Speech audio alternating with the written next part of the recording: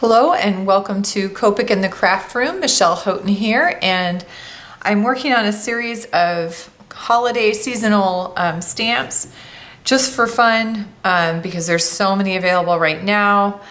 The one I am working on today is Wild Rose Studio. That's the maker. And this little guy is foxes in stocking. We've got a couple little foxes tucked into a stocking. I have another image from this company that I'm going to do in January with some snowmen, or the end of December, I'm not sure which. But I'm going to start with these two little guys. Very sweet image, very soft. So I'm going to try to keep the look a little fuzzy on the little foxes in particular and keep it real simple. So I'm going to start coloring that stocking and all of them. I don't have card materials pulled for this one particular image. I'm just going to do the coloring, and then maybe if I have a chance to make a card, I will attach that at Copic in the Craft Room. So you'll have to come to the Facebook page to see that if I get that completed. But I think that's pretty much it. I'm going to speed us up and get coloring. And remember, on YouTube, you can always slow these down. So if you need to see, I'm sure my voice sounds lovely in slow-mo. But you can slow it down. So if the coloring is just too fast. But I will put my colors that I'm using up in the corner, and I will always talk you through. So even when it's fast forward, I'll talk over that so you can know what I am doing and how I'm going about my process. All right, so I'll zoom in and get us going. So I'm going to start with the foxes, and I'm going to start with the lightest color, E02, and I'm basing the areas that are going to be that deep red color with that E02.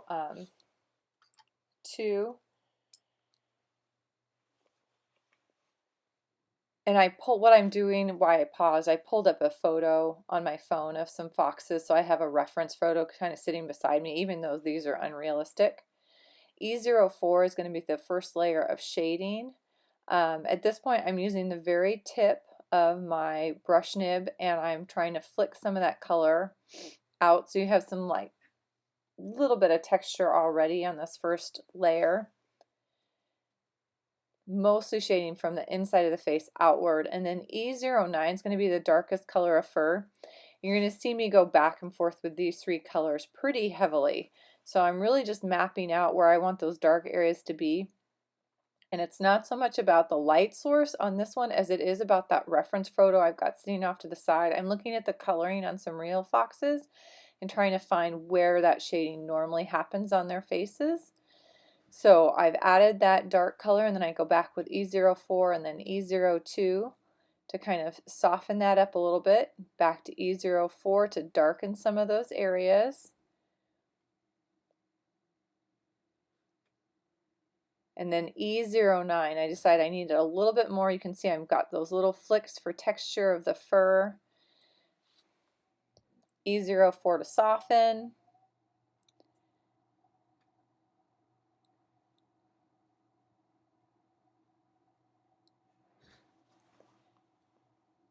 And then I'm finding my next group of colors to do those lighter areas of fur.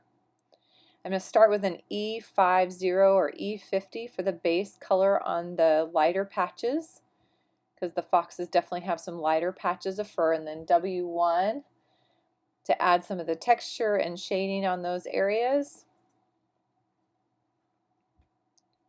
W3 is next.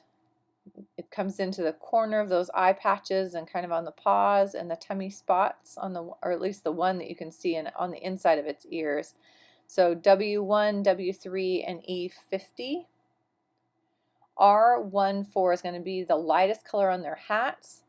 R17 is the next layer. R29 for darker shading. Smoothing that out with R17 and R14. Tiny, so they go fast. I forgot the berries, so I go back with R17 for the berries. And then I'm going to do that stocking green. I'm going to fill it in with G40 first. And it goes, I use the chisel nib because it's going to fill that in really fast. This is one of those times where I do use the chisel nib. G4-3 is next, adding that first layer of shading.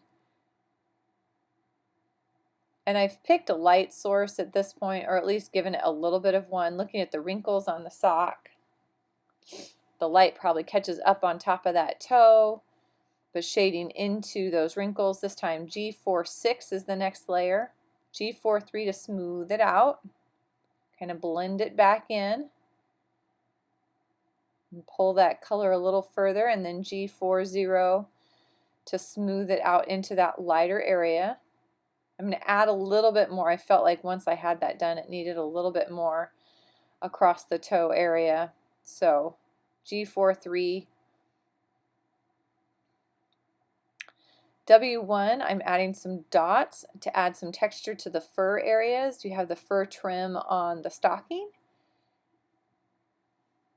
Also have the fur trim on their hats and the little pom-poms. So I'm adding little dots of W1 to all of those areas.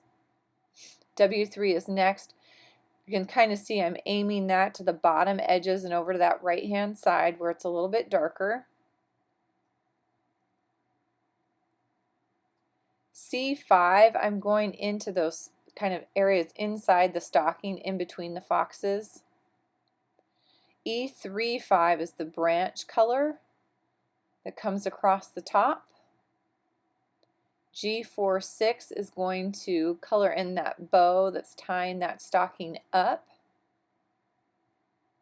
And then B2-1 for the little blue bird sitting on the branch. B2-4 is next. And just a touch of B2-6 to finish off that little bird. G1-4 is next, and I'm doing that on all of the holly leaves. Notice on the bird, I really didn't do any blending. It's so small, and I worked quick enough that those colors just blended together. G1-7 is next on the holly leaves. I'm going right down the veins and a little bit at the base of each leaf. One holiday image ready to go. Two little foxes tucked into a stocking. Thank you for joining me this week. I hope you are having a happy, colorful holiday, however you celebrate it. Enjoy, and hope I see you back next week. Thanks.